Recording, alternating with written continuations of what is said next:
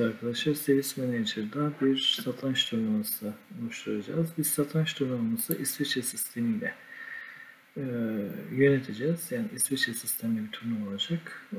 O yönergenizde ya da yönergelerde belirtiliyor arkadaşlar. Dosya menüsünden yeni turnuvaya girdiğinizde bakın İsviçre sistemi. İsviçre sistemi takım, eşitlik bozma ya da takımı döner ve takım döner diye belirtiliyor.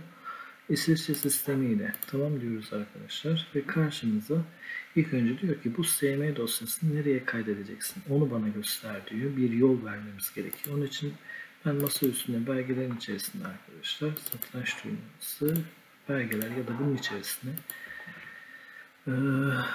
ne dostluk diyelim. Alt tere satranç turnuvası. Dostluk satranç turnuvası diye bir turnuva verdik arkadaşlar.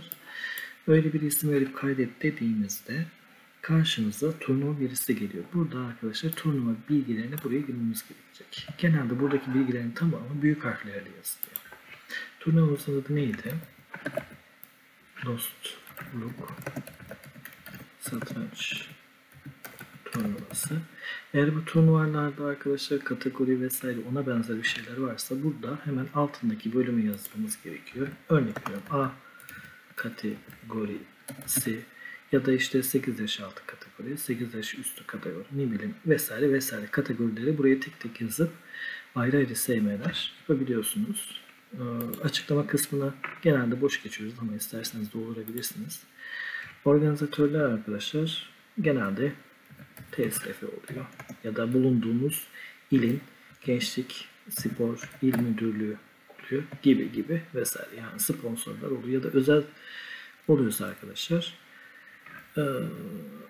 özel kurumun ismini yazıyorsunuz. İşte A Koleji'nin satranç turnuvasıysa o sponsorsa buraya da onu yazıyorsunuz arkadaşlar. İnternet sayfası genelde küçük harflerle yazıyor. www TSF tabi bulunduğunuz il işte İstanbul TSF org.tr gibi TSF org.tr mail adresi işte tsf@org.tr gibi ya da koordinatörün mail adresini yazabilirler. Zaman kontrolü arkadaşlar genelde 35 dakika artı 30 saniye mi oynanıyor artık ya da 45 artı 30 ya da 90 artı 45 gibi eklemeli tempo. Bunlar yönergenizde belirtiliyor zaten. O yönergede ne yazıyorsa onun aynısını buraya yazabilirsiniz. Turnuva direktörü arkadaşlar. Ben kendi ismimi yazıyorum. Başhakem. Başhakem yardımcısı varsa buraya onu yazıyorsunuz. Hakemler kimlerse arkadaşlar buraya isim, soyisim, virgülden sonra bir boşluk bırakıp devam ediyorsunuz. Federasyon Türkiye'de olduğu için Türkiye Federasyonu, yani Türkiye Satranç Federasyonu yer olarak arkadaşlar ne diyebiliriz? Bir işte AVM'deyse o AVM'nin ismini yazabilirsiniz. Ya da işte bir belediye tesisi, açık alan tesis ya da spor kompleksi gibi yerler yazabilirsiniz.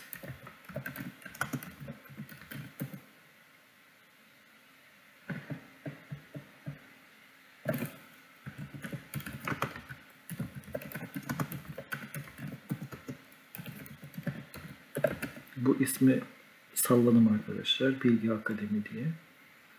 Tur sayısını buraya belirtiyorsunuz. 6 tur. Turnuvanın başlangıç tarihi 22 diyorum.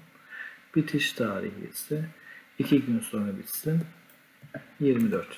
Tamamen salladım arkadaşlar. Yaş gruplarını değiştirmiyorum.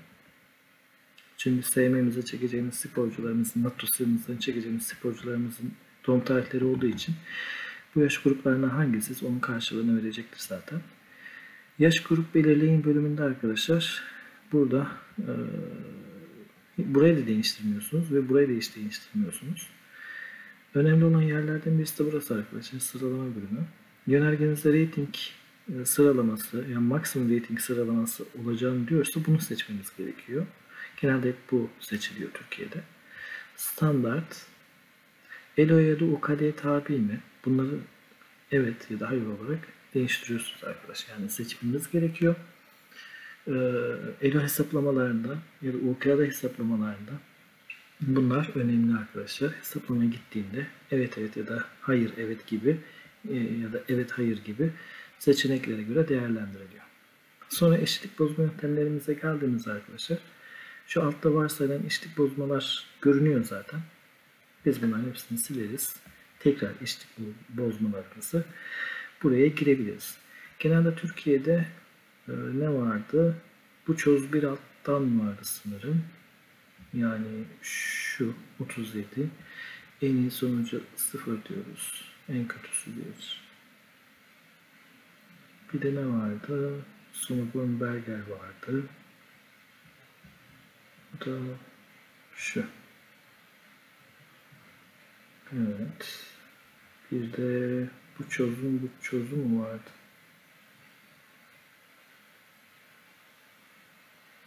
Yani şu.